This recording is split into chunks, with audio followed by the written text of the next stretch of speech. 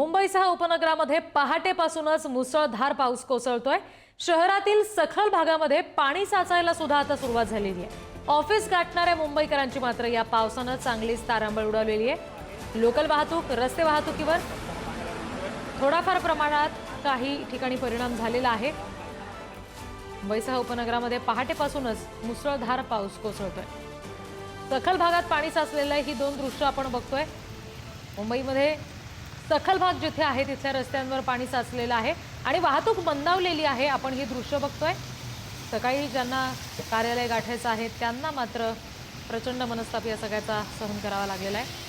मुंबईमध्ये मुसळधार पाऊस कोसळतोय। उपनगरात सुद्धा तीच परिस्थिती आहे। वाहतूक, लोकल सेवेवर परिणाम झालेला आहे। आणखी तपशील आपण घेणार आहोत। प्रतिनिधी श्रेयस सावंत आपल्याशी जोडले गेलेत त्यांच्याकडून। श्रेयस, आत्ताची काय परिस्थिती आहे? विशेषतः वाहतुकीवर नेमका काय परिणाम झालेला आहे? रस्ते वाहतूक सुद्धा आणि लोकल वाहतूक सुद्धा। खऱ्या अर्थानं रिद्धी आपण बघितलं सकाळपासून पाऊस कोसळताना आपण आता सायन परिसरात आहोत, प्रतीक्षनगर परिसरात आहोत। तिथे सुद्धा आपण बघू शकतो तर पाऊस जो आहे तो मोठ्या प्रमाणावर कोसळताना दिसतोय, मोठ्या प्रमाणावर पडताना दिसतोय। वाहतूक जी आहे, गाड्यांची वाहतूक ती सुद्धा आता मंदावलेली आपण बघू शकतो। तर सगळ्या गाड्या याच पावसातून खरं तर वाट काढत दिसत आहेत आणि हे चित्र आपल्याला प्रत्येक ठिकाणी पाहायला मिळतंय। एकडे पाहायला गेलं तर ट्रॅफिक जाम जो आहे तो सुद्धा या परिसरातून खऱ्या अर्थानं गाड्या वाट काढत दिसत आहेत। एकंदर पाहायला गेलं तर वेस्टर्न हायवे असो, सायन भाग असो, दादर असो, सगळीकडे सकाळी 7 पासून हा पाऊस जोरदार पडताना दिसतोय। त्या गाड्यांना कुठे ना कुठे वाहतुकांची जी स्पीड असते, जी गाड्यांची स्पीड असते ती कमी झाल्यामुळे आता वाहतूक कोंडी मोठ्या प्रमाणात आलेली आहे। आपण प्रतीक्षानगर परिसरात आहोत, अनेक डेपो जवळ आहोत आणि त्या कारणाने आपण बघू शकतो ब्रिज खाली असल्यामुळे सगळ्या लोकांना ऑफिस टाइमचा पीक आवर असल्यामुळे सगळ्या लोकांना याच पावसातून वाट काढत आपल्या ऑफिसला पोहोचावं लागतंय।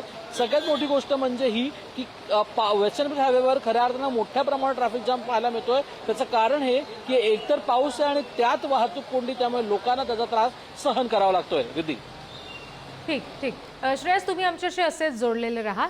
वडाळा परिसरामधून प्रतिनिधी पंकज दळवी आपल्याशी जोडले गेलेले आहेत। पंकज, वडाळ्यामध्ये काय परिस्थिती आहे? रिद्धी, आठवड्याचा पहिला दिवस आहे। मुंबईकर ऑफिसला जाण्याच्या गडबडीत नेमका त्याच वेळी म्हणजे साधारणतः 8:30 वाजल्यापासून 8-8:30 पासून पावसानं प्रचंड जोर धरला।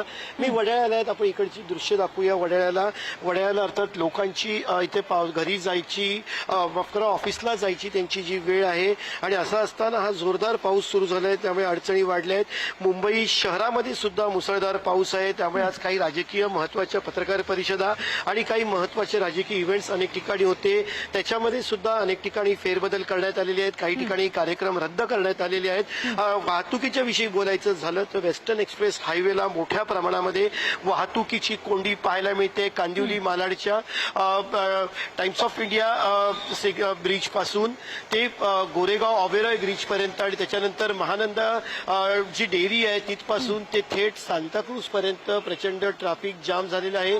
एअरपोर्टला छत्रपती शिवाजी महाराज यांचा जो पुतळा आहे त्याच्या समोर सुद्धा प्रचंड ट्रॅफिक जाम आहे। सांताक्रूज फ्लायओव्हर, पार्ला फ्लायओव्हर या ठिकाणी सुद्धा ट्रॅफिक जाम आहे। ईस्टर्न एक्सप्रेस हायवेला सुद्धा अनेक ठिकाणी ट्रॅफिक जाम झाल्याचं पाहायला मिळते।